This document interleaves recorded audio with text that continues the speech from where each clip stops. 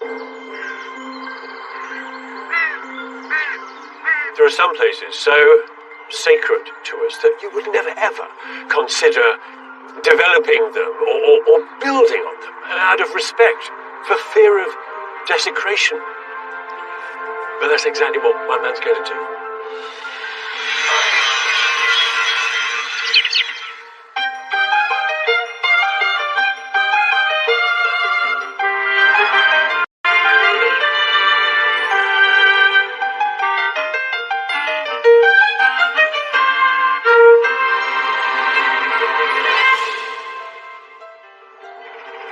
This 13-acre cemetery in southwest London, consecrated in 1865, has long been a place of peace. Until now. Oh, here, God! It's a popular haunt of Justin, who lives in a Victorian terraced house nearby, with his dog, Thunder. This is absolutely my everyday, or twice a day, or 3 times a day walking spot. You know, being brought up in the countryside, this fulfills that little gap. And this one just happens to be on my doorstep. He's been chasing so many squirrels. And also when George was born, he's come with me and he learnt to read, reading the gravestones. 1902. That's over 100 years old. Justin's a captain in the Scots Guards. A soldier used to taking life-threatening risks, deployed on missions to Iraq and Northern Ireland. It's a high-risk job, but again, you don't think about it. You were just there, you had to do a job, and you were going to do it.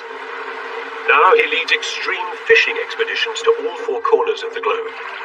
Anywhere from Argentina to Alaska to the Arctic Circle in northern Russia to India, a remote atoll. Yet it's here, in the suburban tranquility of a London graveyard, that Justin's embarking on perhaps his most epic high-stakes mission yet. To make for himself and his 5-year-old son, over whom he shares joint custody, an extraordinary home out of this abandoned 19th century Gothic cemetery keeper's lodge, plus adjoining ex-council toilets, all within the boundary of the cemetery. My wonderful ex-wife, we end up separating, and I thought, you know, now my life is in a bit of turmoil and chaos, and actually this is the one time I now have an opportunity to do something really off the beaten track, because I don't think I could have achieved that. And I wanted to change, to do something really special. Most people, if you're applying for your coat of arms, it's probably because you're pretty naff. It's a bold, somewhat unconventional move, but one. It quite reflects a sort of vague eccentricity that does run through our family, and actually Justin does do some quite unusual things. He's led an unusual career path, taken a few sort of left-of-centre choices. I mean, I was quite surprised when I first heard about it, because, I think I would find it a little bit creepy. You're not alone, Lady Catherine. It's derelict, isn't it? It is derelict. I mean, the roof's coming off, and I've got holes in just about every ground floor window. I'd always looked at this and thought, you know, wow, what a wonderful building. And you're going to live here? And I'm going to live here. I'm going to live here with my son, you know. Seriously? Even though it's in a cemetery? Yeah, absolutely. Presumably this wasn't a burial site where we're standing. This was always just garden, yeah? I very, very much hope so. I mean, you've got lots of neighbours, but they're all dead. I don't think of it as my dead neighbours. I think of it just as my neighbours. Okay. And come the witching hour, when they lock the gates to the cemetery, Right. then it really is my area. Oh, right. So at night, okay, so they lock the gates. Do you have access? Yes, but again, that's one of the things which I love about it, because this really does become my little thing. You're right. I shall walk around with my lantern, Yeah. candle lit. The honorary warden. Yeah, absolutely. Of the graveyard. Absolutely. What are you planning to do here? Is it simply a resto job? So the original bit of the house is going to be restored. My public facility is going to be demolished. But the footprint of where that is, that has allowed me to have this very substantial extension and basement. And that takes the size of what I can build here from the 1,200 square foot up to about 4,800 square foot. And now that is a very substantial house. In the centre of it, you've got this rather sort of grand staircase diving down into the basement. It's got to be a grand castle statesman. And then my folly, which is a pool. So it runs the entire length of the side of a building, so I think we've got 13 metres, and have some serious fun in the house. Well, thank goodness for indiscriminately placed 1960s public toilets, really, because that gives you your footprint, doesn't it? It does, and had they built something even remotely pleasant, then of course this wouldn't be an option. Yeah. But they've produced something utterly disgusting. A local architect worked out Justin's left-of-centre vision for a home here. The design is gargantuan.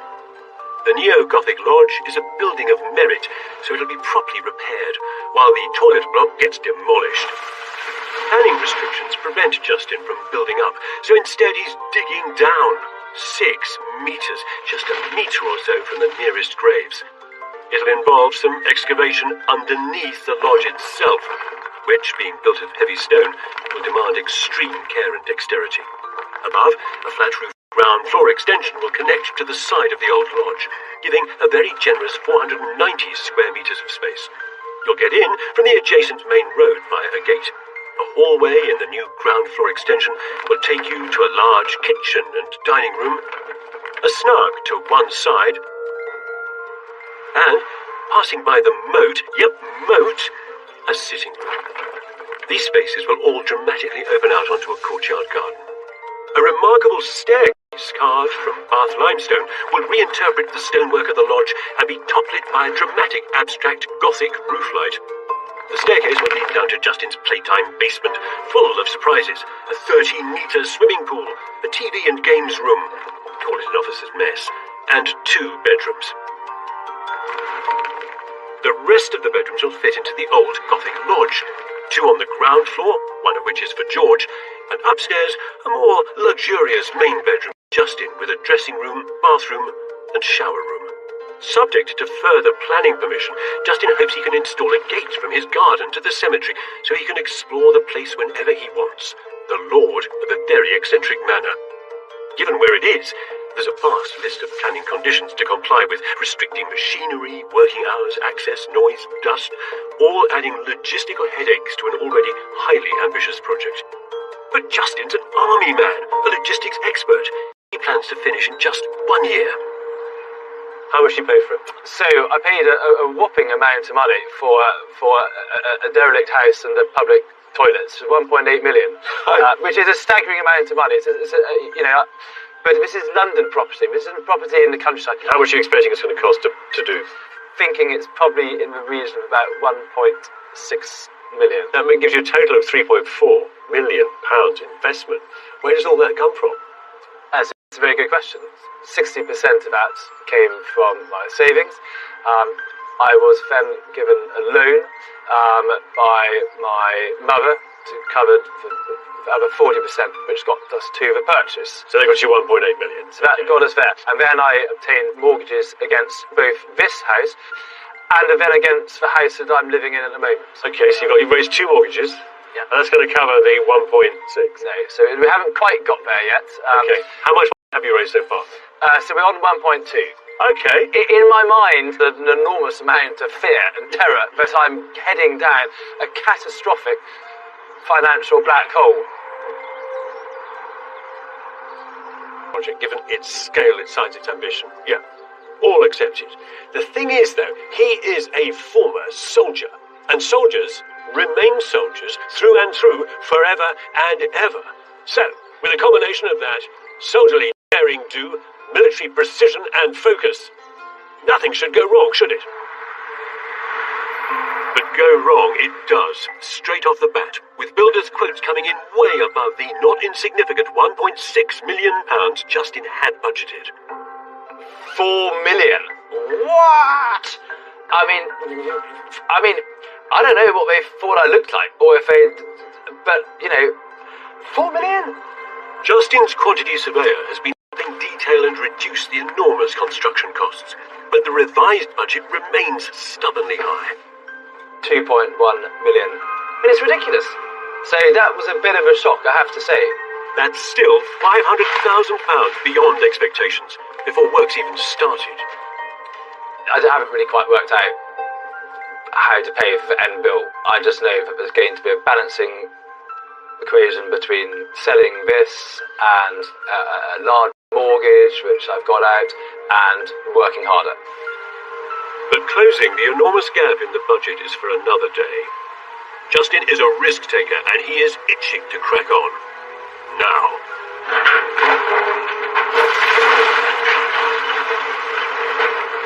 The first job is to demolish the old toilet block that sits just feet from the nearest graves. This is where the basement and ground floor extension will go. And I mean, what a fabulous feeling that we're finally going. We're off to the races. Come on. The schedule's been extended from a year to a more realistic 20 months. 8 months for a specialist contractor, Piotr and his team, to demolish the toilets, then build the basement. 12 months for a separate contractor to fit out the new structure, as well as the old Gothic lodge next door. Justin's job means he spends much of his time abroad, so he's delegating the leadership here to his architect, our project manager, Simon Gill. It's a mixture of relief that we're finally getting going, but obviously anticipation of what is quite a complex project. We've got a number of quite tricky things to deal with. 2 weeks in, they start to excavate the huge 1,300 cubic meter basement. Delicately. What they don't want to do is dig up a grave. It's an exceptionally sensitive task that's led to an unforeseen problem with the contractor, Piotr. Not everyone was happy to work in here, to be honest. It is difficult to find proper people to work. We have about half of the team like a proper answer why they don't want to be in here, but they say so they prefer to be somewhere else. So we respect this situation. You can see why. Graveyards are resting places where we come to respect the dead and remember the past. If you want to understand why Justin wants to live, you have to head 400 miles north to the Scottish borders. His family have lived in this ancestral home for 500 years, Traquair House, where his cousin Catherine currently lives. This is what I sort of imagine a proper house to be. So what I'm trying to do with the lodge house is to create some of the character that you see all around you here. It's steeped in heritage. It is just oozing with age and character. One of them was slept in by Mary Queen of Scots. So this is the priest's room and, of course, the secret passage to escape. I would love to say that I could take the grandeur of a house hundreds and hundreds of years old. I guess that's the really tricky bit coming up, and I have to say I'm deeply apprehensive about how to achieve that. Thunder, calm down. But right now, Justin doesn't want to encounter any heritage or ancestry on his project. Back on site, his immediate fear is finding a grave. Go on, find it. Find it. He's going to find the first of my boons. I think one just has to be aware that, when you're digging in a ancient site, worst case scenario is we find Henry VIII, one of his wives, or something like that. So we just need to get digging, and I don't want anyone else telling me to stop. Right, Thunder, that's enough. I don't want you covering anything in there. Come on, you're going to become a foundation. Thunder, I don't want you finding anything. Out. If they do, they have to, by law, notify the authorities, kickstarting a process that could take months to resolve. And Justin doesn't want any delays to threaten his budget. Already an eye-watering £2.1 million. He better pray his basement isn't also someone else's resting place.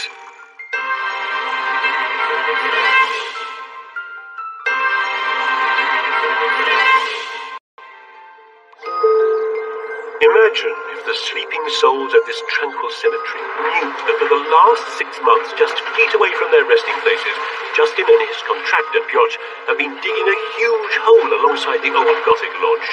Yeah, this reminds me, it's sort of like visiting a sort of archaeological dig in the Valley of the Kings. Thankfully, Justin's prayers were answered. They found no graves, so they can begin to build the basement walls in earnest. Wow. Here it is, here's the depths. The depths. Oh my word. I mean, looking up, we're something like 8 to finish the structural work in the allotted 8 months, leaving another year for the fit-out. And yet, Justin seems to have just thrown an enormous hole-shaped spanner in the works. I've had a few design changes. What was supposed to be the basement alongside the house has now turned into a full dig underneath. Underneath the building. Have you costed it? No, not really. I mean, like all of these things, you know, in the digging phase, the cash is still here. That's fine. It's when it comes to the finishing, that's where I'm a little bit nervous. This is not good.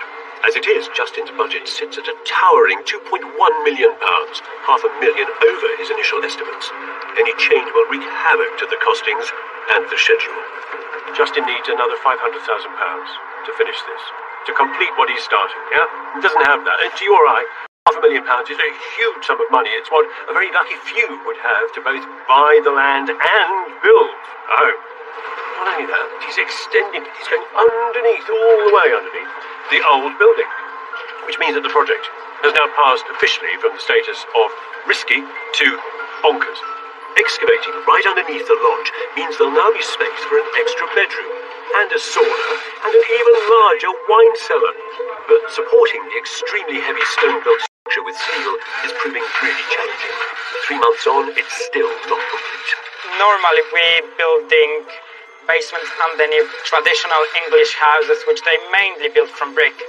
So brick is obviously different material. In here we have stone. Until all the supporting steel is in place, there's a serious risk that the Neo-Gothic Lodge, a building of merit, could collapse. If we get any movement, then we need to start repairing the stone, which will be really expensive. The delays inevitably come and pile on.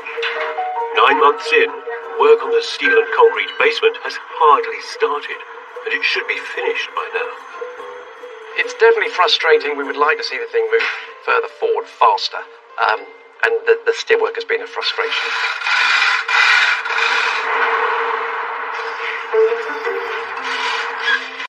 It is 15 months before the shell of the basement and the ground floor steel structure is complete, a point at which Justin had thought he and George would be moving in.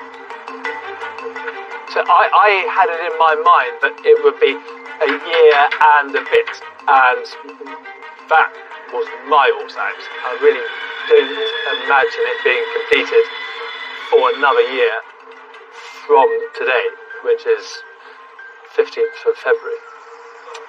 Begins in April. Thank goodness they're out of the ground. Hey, Hi, how are you? good. I thought we would be finished by now. So look, I look at this beautiful old building, which is now looking better of having that extension demolished, and I'm looking at this amazing new structure going up here, and I'm thinking to myself, that's enough for me. It's enough for me. It just so happened that I was sitting on a plot which allowed me to do something else. You know, this was converting, you know, the available space, making real value out of it. Although I do wake up with a sort of cold sweat on going, have I made a massive error? I can understand why Justin's nervous. Oh, Lord.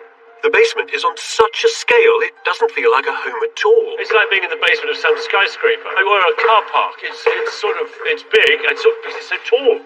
And the house is above us. Yeah. Just here. That entire house is being supported by these beams. Steel posts. Yeah. The sheer size of this place and the delays, one thing's clear to me. It's going to cost more than £2.1 million. How much have you chewed through so far? We are approximately at the $1 million mark to get to this point. Actually, that seems quite good. What am I saying? It seems quite good value for a hole in the ground. It seems like an expensive hole in the ground. Yeah. So you spent $1 million so far. What's to come? Another 1.5? I would say that's where I want to be. I mean, that was where I set the limit at. So if I got my figures right, you bought it for 1.8 million. You might spend 2.5, which means total 4.3 million pounds total investment, including your fees and so forth. That's 4.5 million. It is a number which I never ever imagined even contemplating. So the obvious question is, do you have the cash to finish? Very simply, no, I don't. But I will make it happen. I've gone too far into it, so it's a case of leveraging against other property and just trying to make it work. Okay, but you've got the assets to leverage against. You've got the. I hope so. You really don't know where you're going to get the money from. How much are you short? Maybe $1 million. Wow. Okay. The general assumption about anybody who comes from a landed historic family is that there are resources there. But actually, the resources are often asset-rich, cash-poor. Cash poor, you can't sell the fat silver. It's as simple as that. You face exactly the same problems as any other self-builder, but on a slightly larger scale. It's a slightly larger scale, yeah. I don't deny that, but the problems are as live, and they keep me awake at night in the same way as anyone else would. Yeah, no, you're in too far now, mate. Yes, I am way too far. So, just to be absolutely crystal clear, the only way Justin can finish is by taking mine. Imagine now is a good time to start tightening the purse strings. But Justin's style is gung-ho. So the question is, why would I want to have a pool in my house? I mean, there's a perfectly good one at 10 minutes walk away. But I love swimming, and when I do go swimming, I swim a couple of thousand metres at a go. Call it a vanity project, or call it the most awesome design feature of the house, but it's going to make it quite different. Over 60 tons of quick-drying concrete will be fired at high pressure into the swimming pool and troweled flat before it dries, so there's no time to lose. As you might imagine for highly experienced London basement swimming pool installers, and they do exist, it's all in a day's work. But this one's a bit special. First swimming pool I've done in the graveyard, I'll get you that. I've never done a pool in a cemetery before. It's just a bit spooky. It's a bit freaky, really, isn't it? But not for Justin. He's been visiting this chapel near Dumfries in Scotland since he was a child. Beneath it lies a crypt, built in 1585, in which Justin's ancestors have been buried ever since. You know, a lot of people have this sort of terrible concern with the graveyard of a sort of scary place to live, spooky or whatever. But of course, you know, something like this, you know, it's something that is part of a family, and so it doesn't shock me. I think the cemetery is a very important thing. You know, I mean, it is somewhere where you come back and you feel the emotions of what has passed. I mean, certainly when I come in here and I see the plaque of my mother, I mean, that brings back incredibly strong emotions. And it's a very emotive place, and, you know, we want to maintain and look after it. And, you know, I suppose by extension, the lodge house, and to bring that back to life again. This crypt helps explain Justin's connection to the cemetery and its beautiful graves, which his new home should allow him to visit whenever he pleases via a gate in his wall. But he's had some frustrating news from the council. What I have been told is that this here opens out onto these graves, and this would cause offence to the people who inhabit those graves. But my issue is, over here, we have wonderful features, ISO container, but the really interesting thing is where they have positioned their ISO container. I wonder if they consulted these people and if it offended them. And yet I'm being told my little gateway is unacceptable, and I'm really upset about it, bearing in mind I bought the lodge because in their mind a few sacred things or ideas that make their home special, and so it was for Justin with the gate to the cemetery. It represents a kind of a huge damaging blow to the project, and the value, the personal, the emotional, the spiritual value of what he's trying to do here has been contained, and he'll be weighing up all the time what the project delivers and how much it has cost. Frankly, a 4.5 million quid, I think he's going to feel a little bit hemmed in now, isn't he?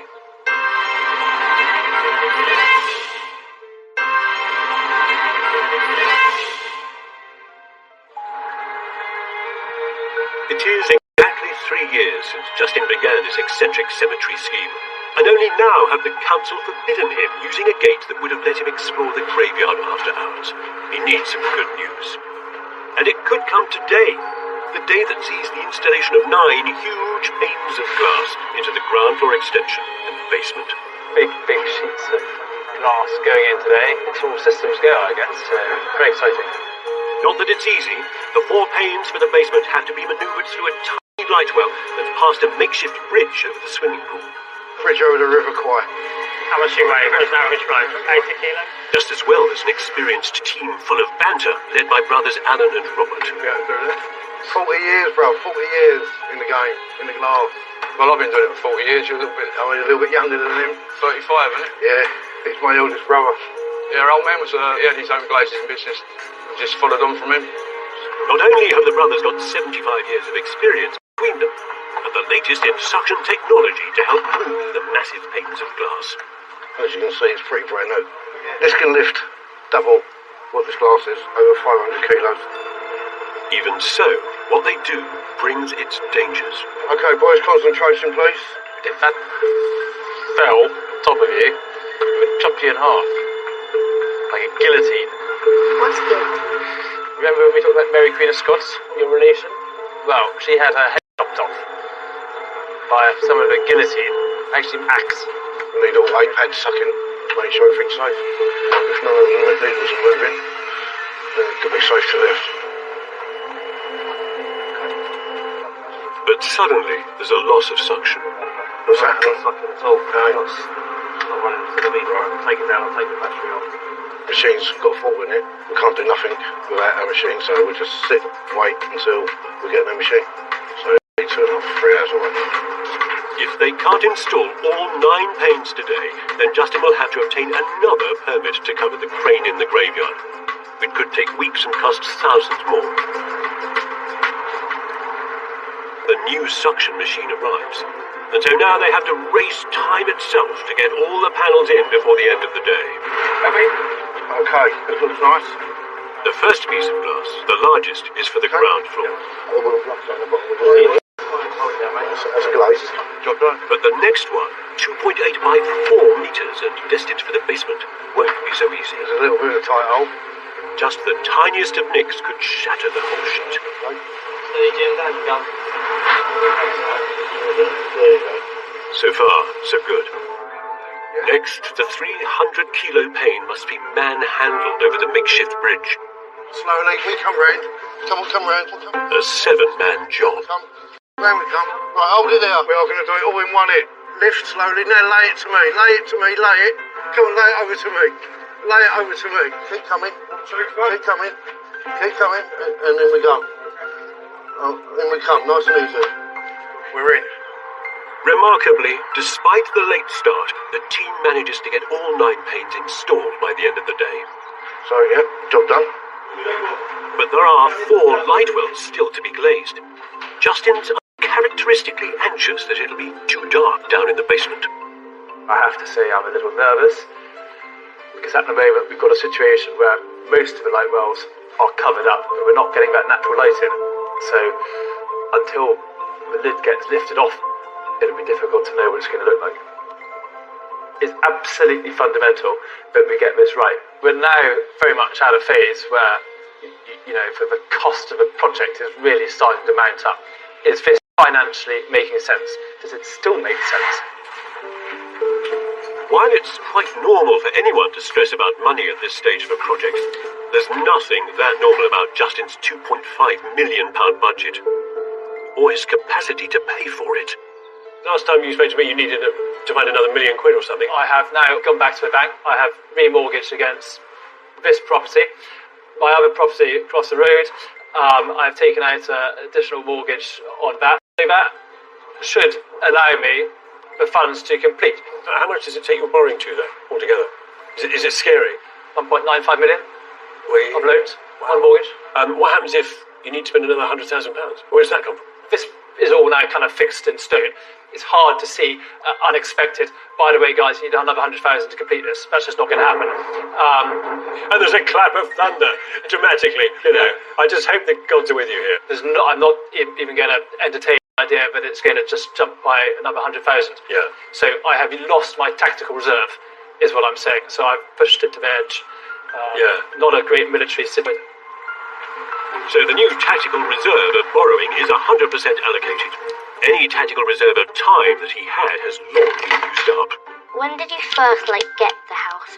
It's so long ago, I can hardly remember, George. I can't 10 years ago? 4 years ago. Yeah, it's slightly boring. You like to be living there now? I really would like to. So would I. You're not the only one. Because it's taken longer than I anticipated, George is significantly older. He's 8 now. He's now started at a boarding school, so he's full boarding, so he comes back every second weekend. So now, the house has got larger, But the usage requirements have changed because we've got this great big house coming up with a ton of space, and yet he's not going to be there all the time to make use of it. Oh, he knocks it for 6 runs. The logic for making this new home for him and for George may not stack up anymore, but Justin has to push on, regardless. As teams set about conquering the mighty interior, the stonemasons are building the great staircase in Bath stone that will connect the basement to the new ground floor.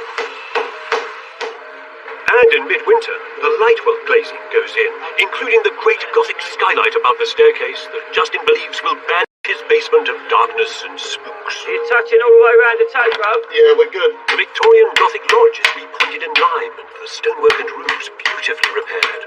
And construction of the moat begins. What sort of person do you reckon has a moat in their house? A knight or a king? Or someone just eccentric?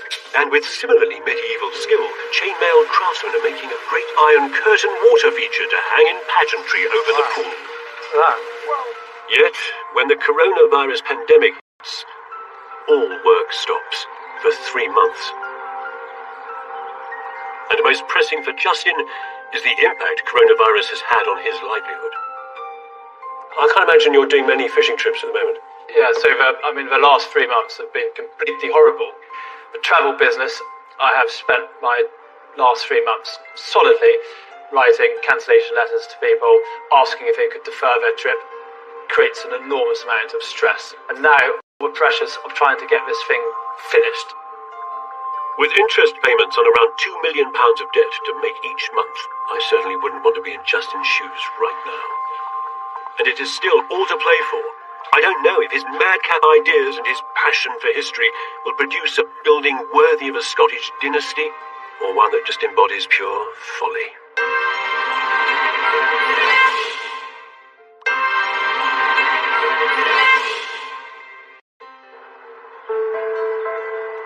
Autumn in this London cemetery has cut block on a journey in pursuit of big ideas about heritage, family and legacy. It drew heavily on his military training, but drained him of all his cash and assets. So has he pulled off this daring operation? Oh. It's so sharp.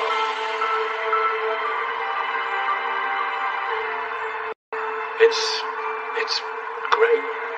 You see, who'd have thought that a Gothic cemetery keeper's cottage could look so crisp, so vital.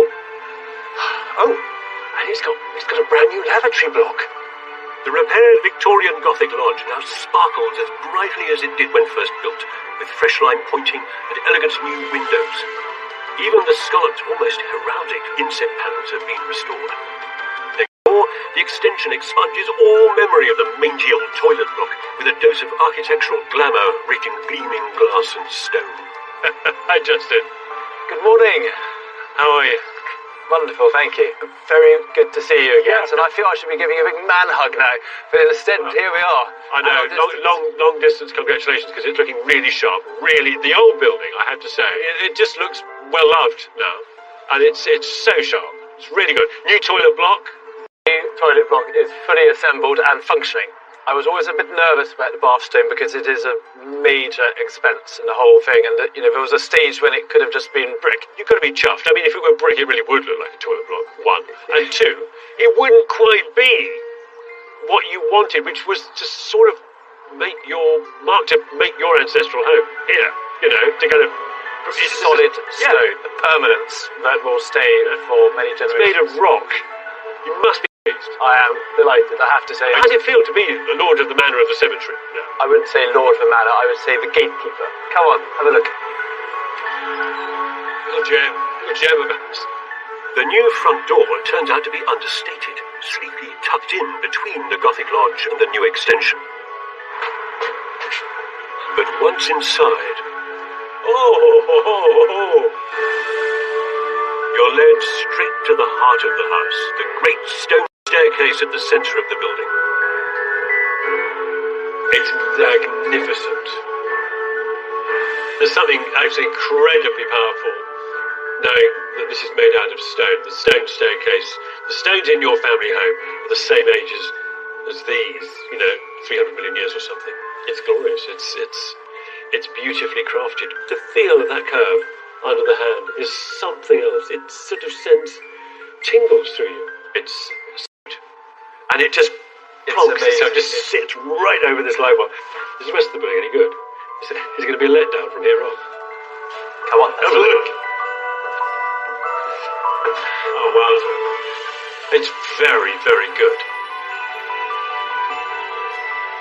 You know, what's glorious is the space and the light and the view and the connection to the garden. The non-London view of the trees and stuff like that. You never know you're in the middle of London. And the colours in this building. Tell me about the blue. There's a lot of that colour. Of course, I spend a lot of time on the water, and I'm always looking at rivers and the sea and stuff like that. And I find that very comforting. Ocean going, Justin, rather than the heritage heirloom, Justin. I have been waiting and waiting and waiting for this moment when I could get my hands on this house. A tear always came to my eye yesterday when I was looking at a certain viewpoint. Military, I can't really do too many tears. Beyond the kitchen diner is a comfortable timber-lined snug, from which you can still glimpse the courtyards. Come and have a look at the other half. And Justin's top-end water feature. Quite aristocratic, isn't it, to have a moat? Let's face it. Well, not many people do, and I rather like the idea of... I bet you do. Yeah. Very grand to have this kind of expressed large timber ceiling. And I think it makes it a very comfortable, livable room. It's to enjoy the outside, to enjoy reading a book, to really relax into the house.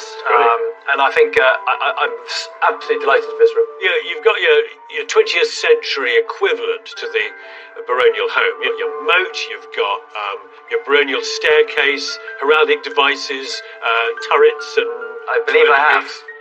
But head down into the basement, and the tone is not so much baronial as Playboy Bachelor, with a cavernous wine cellar under the Victorian Lodge. Spacious TV room with its own bar, and most extravagant of all, the 13-metre-long swimming pool. So this is amazing. This is like being in a private members club. I have something to say about that, which is that it's kind of super bling. It's sort of brilliant in a way. It's a good sort of medieval chainmail. Is exactly what it is. Medieval chainmail waterfall. This is the kind of Uber man cave, isn't it? You've got a cellar full of your wine, you've got a massive play space, and you've got a swimming pool. And I'm expecting any moment for you and this building indeed to pull another trick, and you just swing open the door and there's a casino, Yeah, well, actually, as you mentioned it. Oh yeah, right, let's go find it. Don't test me. Yeah. I'm sure there's something somewhere. In fact, bedrooms occupy the remainder of the basement, with stairs in the original Victorian Gothic lodge. Here, on the ground floor, are two more bedrooms, one of which is George's, and a bathroom. While upstairs is Justin's accommodation, redolent of a luxurious country house hotel.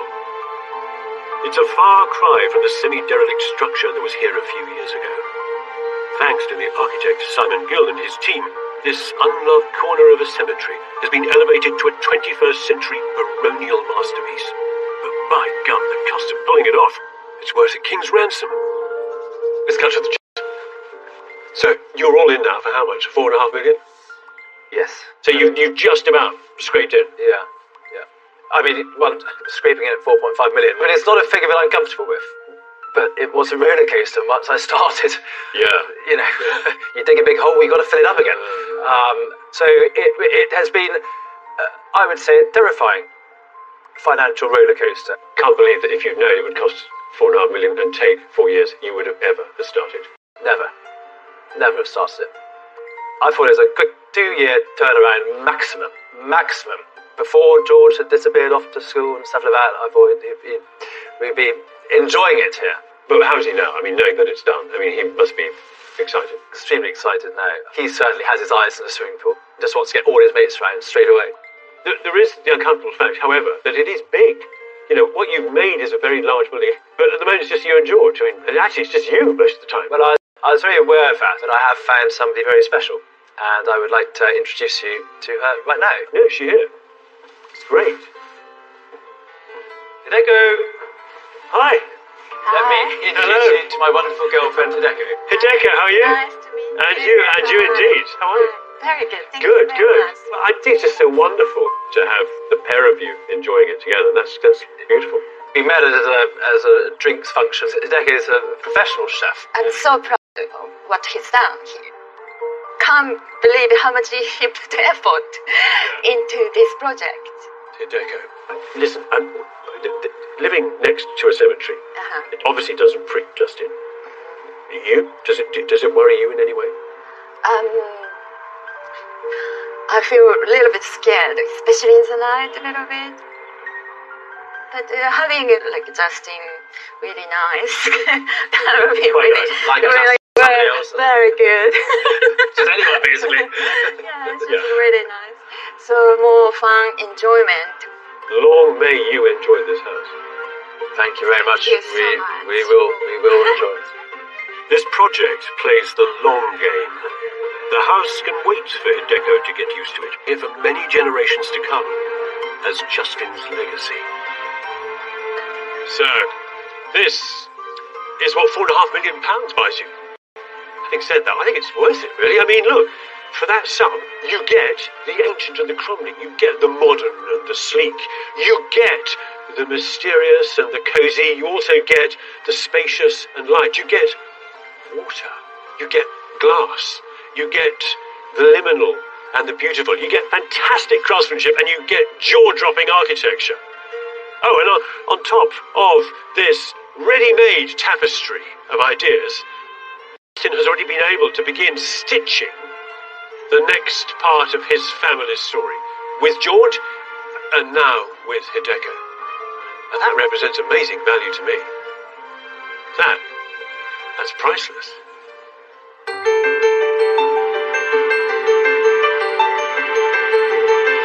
Georgie and I met on cancer charity trip for both her brain tumours. A fine old timber building. Oh, it's big. We're going to convert at this barn. It's a very special building, actually. Pressure then. I've beaten cancer. I can do anything. These online video looks pretty straightforward. What am I doing? Rick's a little bit out of his depth. The whole roof's coming off. It's been a nightmare. Going to burn out. Terrified.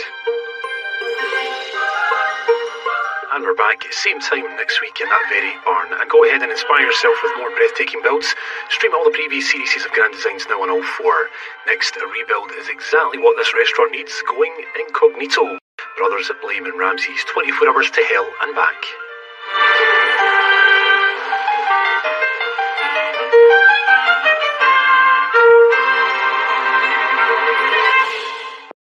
看直播吧，等会发。进阀了，进阀了，兄弟们，我拉你们，我拉你们。我进了。对面内讧了，兄弟们，对面内讧了，对面上单看不起他们4个，维度哥、新一代的维度哥真的吵架了，4个人给他哄上单了，上单把他们卖逼了。真的假的？真的吗？真的，4个人给他哄上单了，怪下路打了架，就怪第一把黄海杰让我把他一针就是杀穿了，就生气了，闭麦完的。那不是我叶哥的问题啊！他们闭麦完的，没说话了，已经晦气。叶哥真不是个人了。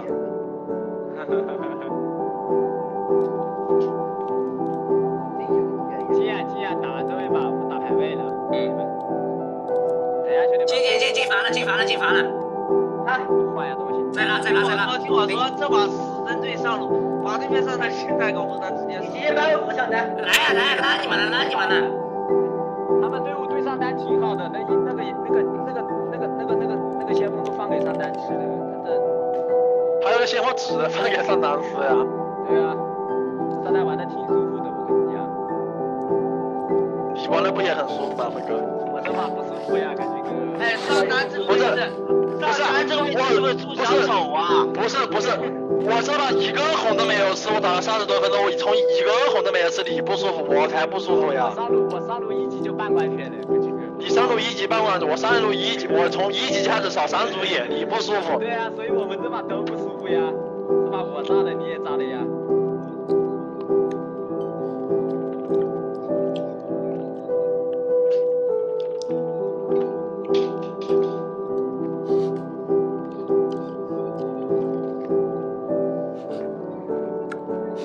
这不直接解散？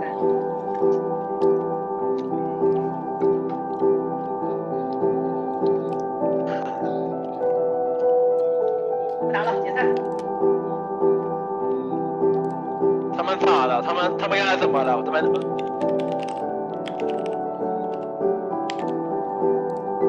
是吧？不玩猴子的，我玩街机情感游戏，叫对面上单头的。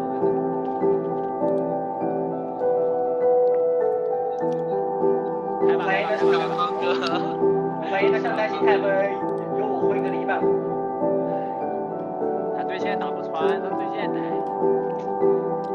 线没优势的，他对线1v1好多的，好多波能越他的，所以我们不能这么打。我搬啥？先搬的这个吧。一球我打不过。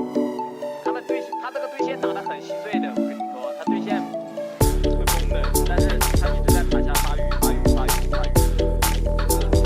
我一直开着连。发育，这一直发育起来。没什么办法，再打架吧。我们这把可以先抢卡杀。哎，没有半暴力吧。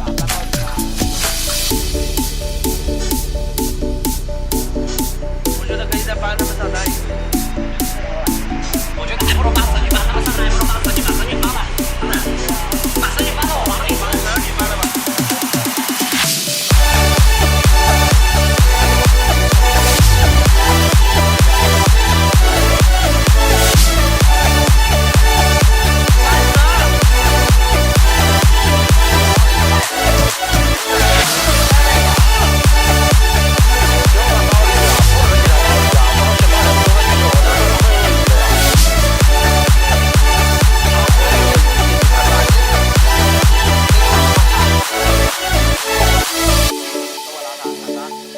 就拿卡莎呀，他们跟手里没关系的，我觉得。我觉得跟手里有关系。我觉得就是一级的问题。他们跟手里不是给他送了几个大人头啊？他拿那么多龙魂，我们说他多少个大人头啊？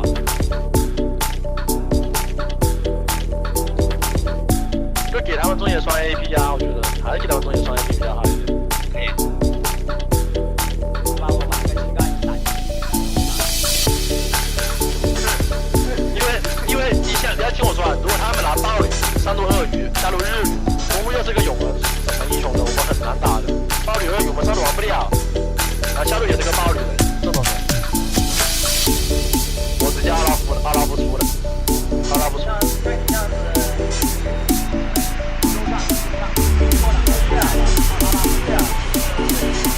不要出阿拉夫，不要出了。初中也是。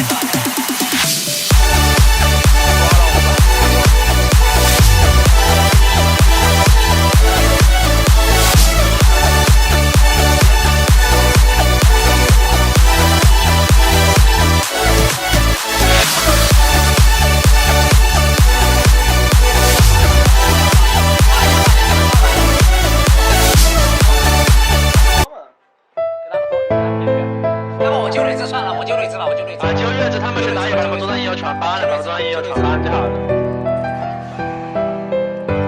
他们这下路闪金跟二旅肯定要老虎的呀。我觉得对面下路挺猛的，打不过。中了出蛇旅的，蛇旅看着月子，他也在跟你说。我知道。大球明天搬了吗？打野搬。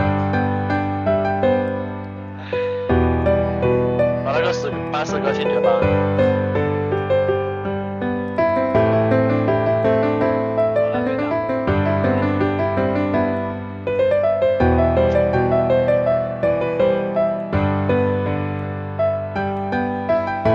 他的为什么心态猛烈啊？这个不是赢的吗？他的意思是，他来 C 都别送，听他的，都管他的。就叫他们别送，把阶级他把我搬了，搬阶级吧，搬阶级吧，阶级吧，没有其他的打阶级。你先选，你先选阶级吧，我要选阶级吧，我怕选什么？他把我猴子搬了，搬阶级搬了，搬阶级搬了，我先搬切决，他搬猴子你就搬阶级搬了，要不然很难的。再搬个剑姬吧。阶级。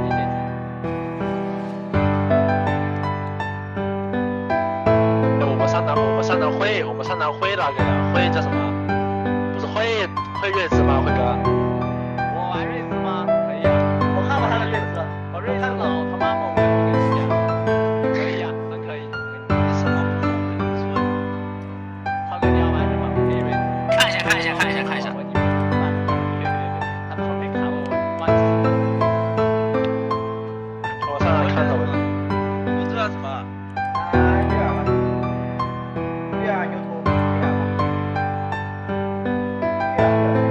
突然有走吧吗？没有吗？哇，谢谢小生的6架飞机啊！谢谢小生，谢谢我这边可以升华的，谢谢生成的6架飞机啊！谢谢生成的6架时空战机，谢谢。中差一些是吧？谢谢生成的6个时空战机。谁指挥的？2楼出2楼服务呀？不是2楼出，不是2楼出，2楼服，我们是2楼，我跟你一起出。我当时问了一句，是不是出中野？然后我就直接出了。没有，我没有说出，我说2楼服那时候出。我说的出中野。我说的出中野。对，我觉得出中野他们那边给你发完了。我们有情感应该聊呀，这边分手该聊结束了呀。对呀。他倒霉呀，看着我呀，这个哥。他也有看到，我也有。倒霉还不看到情感。我要抓虾，我要搬虾。